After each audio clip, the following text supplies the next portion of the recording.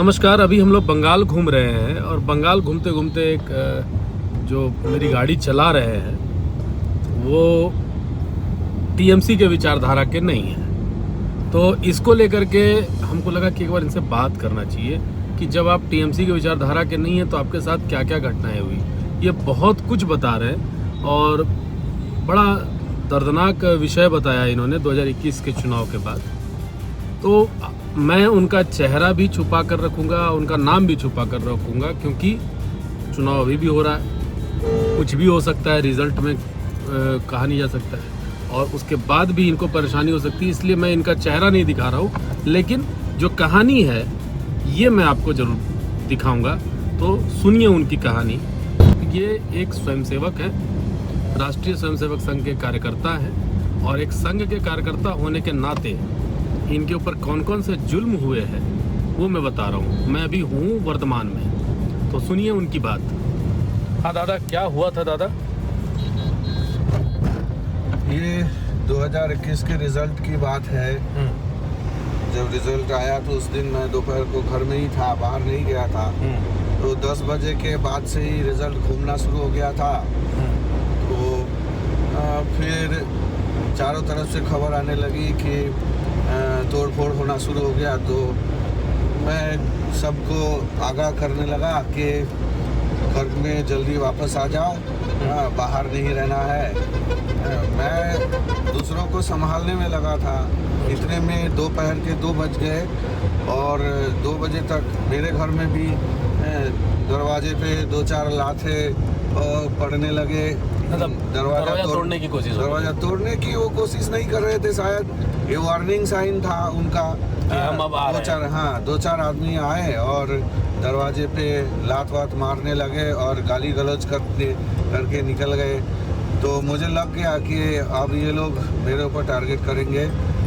तो मैं समझ गया था कि अब मुझे या तो यहाँ से निकल जाना है कुछ बाहर बहुत दूर, या फिर मुझे कहीं और शेल्टर लेना ही है। तो मैं अपनी घरवाली को बोला कि तुम अपना आज रात को मायके रह जाओ। मतलब अपने मायके वो चले गए सेफ्टी के लिए। सेफ्टी के लिए अपनी बेटी के साथ मायके रह गई। मेरे साथ और एक तब के शारीरिक प्रमुख थे, मैं उनका नाम नहीं बताऊंगा। नहीं नाम मत। और वो मुझसे कांटेक्ट किए और उससे पहले पापा मुझे बोलने लगे कि देख बेटा, सिचुएशन खराब हो रहा है, तो निकलना, जल्दी निकल ले यहाँ से, वरना इसके बाद तो निकल नहीं पाएगा। अच्छा, तो पापा क्या करते हैं? पापा क्या करते थे? ऐसे पापा काम रोजगार? अभी रिटायर्ड हैं, उनका उम्र 70-75 के करीब है, मगर तब वो कॉन्ट्रैक्टरी करते थे। वो भी डर गए कि भाई आप भी निकल जाओ यहाँ से। अभी निकल जाओ। मेरा जो शारीरिक प्रमुख उस वक्त था वो भी मुझे फ़ोन किया था। वो भी, उनके भी घर पर तोड़ दिए गए थे। वो बाहर छुपे, जंगल में छुपे हुए थे। बगल में एक जंगल था, वहाँ पे छुपा हुआ था। तो वो वहाँ से मुझे फ़ोन किया था कि मुझे यहाँ निकालने आ सकते हो। तो मैं बोला कि मेरे दरवाजे पे ऐसा लात वात पड़ा था कि दरवाज़ा का लॉक जो था वो थोड़ा टेढ़ा हो गया था, उसको खोलने की कोशिश में खुल नहीं रहा था। तो मैं वही बोला कि मैं बाइक नहीं निकाल पाऊँगा, कि आपके वहाँ तक पहुँचूँगा कैसे। तो मेरा दरवाज़ा जो है वो टेढ़ा हो गया है, उसका लॉक टेढ़ा हो गया है, उसे अभी खोला नहीं जा पाएगा। तो वो अपने से मैनेज करके किसी तरह निवास पहुंचा। और फिर आप लोग भी वहाँ से मतलब भागे? हम लोग भी यहाँ से निकल गए और निवास में जाके रुके। वहाँ से ट्रेन का टिकट कटवाया और किसी तरह तालित रेलवे स्टेशन गए, क्योंकि हम लोगों को बहुत संदेह था कि हाँ खतरा है, वर्धमान स्टेशन में ज़रूर नज़रदारी होगा। हम वहाँ से अगर ट्रेन पकड़ने गए तो ये लोग वहाँ भी हम लोगों का पीछा करेंगे और वहाँ भी हम लोगों को नुकसान। वहाँ से कहाँ गए आप लोग? कालिद से हम लोग तालित गए। तालित गए बाइक से। फिर वहाँ तालित में हम लोगों का जो संघ का कार्यकर्ता था, उनको हम अपना बाइक छोड़ दिए।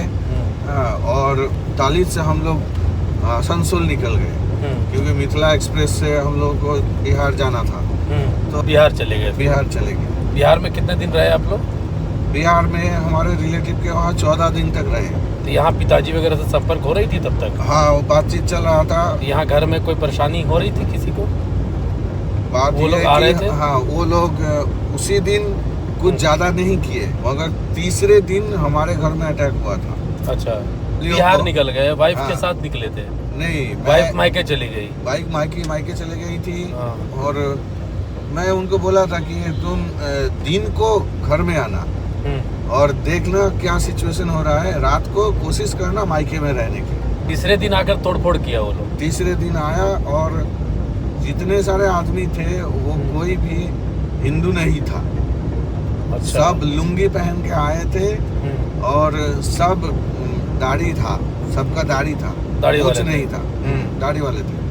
हमारे जो यहाँ के जो टीएमसी के वर्कर थे, वो क्या कर रहे थे, रास्ते के चारों तरफ पहरा दे रहे थे कि बाहर से कोई सपोर्ट ना आ पाए।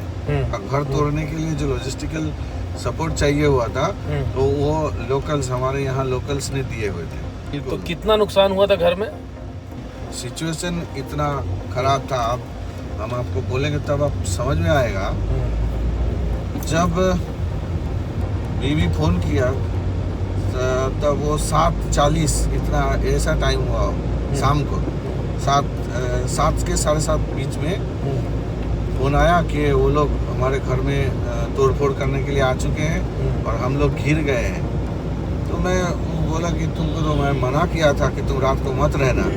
हाँ, तो चलो अभी फंस गए तो मैं देखता हूँ क्या होता है। और हम लोगों के घर में एक सीक्रेट सा खिड़की है, जो मैंने बोल के रखा हुआ ही था कि अगर तुम घिर जाओ यहाँ तो सारे यहाँ से निकल जाना। तो उस खिड़की को भी ये लोग ठीक से, मतलब हड़बड़ी में जो लॉक था उसका लॉक का ताला खोल नहीं पा रहे थे। अच्छा, तो डर से खो गया था, कहाँ रखा था याद नहीं आ रहा था, ऐसा सिचुएशन आ गया। पापा उस वक्त आश्रम में गए हुए थे। अच्छा, घर में पापा नहीं थे? पापा नहीं थे, मम्मी थे। हाँ। मम्मी किसी दूसरे घर में थे और उस घर का दरवाजा तोड़ के निकालने घर में की आपकी कोशिश पत्नी चला। अकेली थी? घर में मेरी पत्नी थी और मेरी भाई की पत्नी थी। अच्छा, दो महिला थी? 2 महिला थी, मम्मी थी। और बच्चे वगैरह नहीं थी।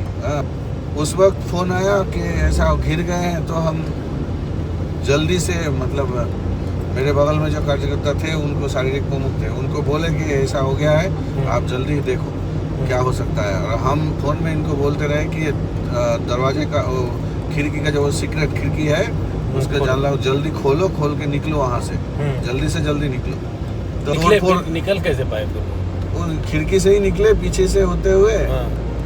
वो थोड़ा पाची, मतलब बेड़ा था, उसको टपकने के बाद जाके वो लोग निकले और उसको तड़प करके भागे वहाँ से। और उसके बाद फिर घर को वो लोग अंदर घुस करके तोड़फोड़ किए? घर में एक टोटो, मतलब ई-रिक्शा था, उसको उलट के उसको तोड़ा गया, बैटरी निकल के ले गए। अच्छा, घर में जो खिड़की जो मिला वो सब तोड़ दिए।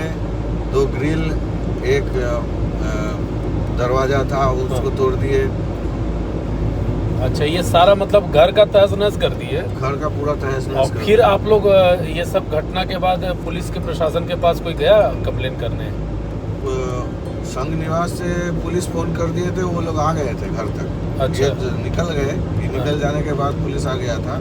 अच्छा, तो और फिर आप लोग तब तक फिर वो आपकी पत्नी मायके चली गई? हाँ, वो लोग निवास निकल गए थे। निवास से एक रात निवास में रुके, तो दूसरे दिन वहाँ से मायके निकल गई। और फिर आप जो हैं मतलब बिहार से कब आए वापस?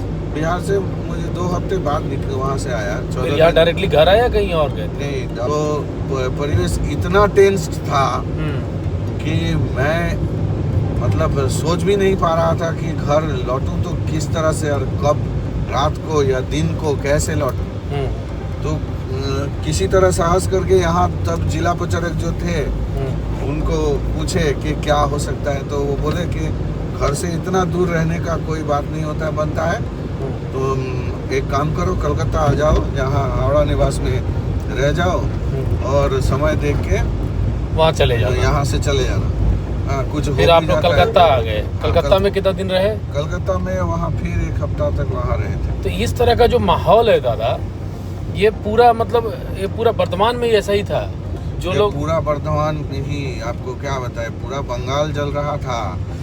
वर्तमान में अभी भी ऐसा स्वयंसेवक अभी भी है, ऐसा बीजेपी का कार्यकर्ता भी है जो अभी घर अभी भी नहीं लौटे हैं। उनका गुस्सा है कि हम अभी नहीं लौटेंगे, जिस दिन यहाँ बीजेपी आएगा उसी दिन लौटेंगे। उनका घर जला दिया गया है, इतना नुकसान हुआ है कि वो यहाँ आएंगे तो वहाँ यहाँ घर बसाने में, काम धंधा जो छूट गया है उसको सेटल करने में जो लगेगा, कई वर्ष लग जाएंगे। हाँ, जो लगेगा वो अभी उनके पास नहीं है। चलिए, तो आपने सुना इनकी पूरी कहानी, और बड़ा ही मार्मिक भी कहानी है, और बड़ी स्थिति कैसी हो गई थी 2021 के वक्त में, ये इन्होंने बताया। मैंने इनका नाम नहीं बताया है और मैं नाम बताऊंगा भी नहीं, क्योंकि हम नहीं चाहते हैं कि हमारे किसी भी खबर की वजह से किसी को परेशानी हो। और जैसा कि इन्होंने बताया, सरकार को, केंद्र सरकार को चाहे राज्य सरकार को, वोट देने का अधिकार अपनी मर्जी का होता है। हमें जिसकी मर्जी मैं उसे वोट दूंगा, मुझे जिसका मन है मैं उसको वोट दूंगा। इसका मतलब ये नहीं है कि आपको जो मैंने बोला है वहीं पर वोट देना, ऐसा नहीं होता है, कहीं भी नहीं होता है। लेकिन बंगाल में ऐसा ही हो रहा है। और मैं आग्रह करूंगा, सरकार किसी की भी बने, भाजपा की बने या टीएमसी की बने, लेकिन बदले की राजनीति चुनाव के बाद एकदम नहीं होनी चाहिए। क्योंकि टीएमसी भी का भी जो कार्यकर्ता है, अगर उसको भाजपा वाले लोग अगर जाकर मारते पीटते हैं तो भी गलत होगा, और भाजपा के कार्यकर्ता है, स्वयंसेवक है, उनके साथ अगर कोई मारपीट करता है तो ये भी गलत होगा। तो गलत, हिंसा की राजनीति बिल्कुल गलत है, हर तरीके से गलत है। कैसी लगी रिपोर्ट जरूर बताइएगा। रितेश कश्यप, नमस्कार।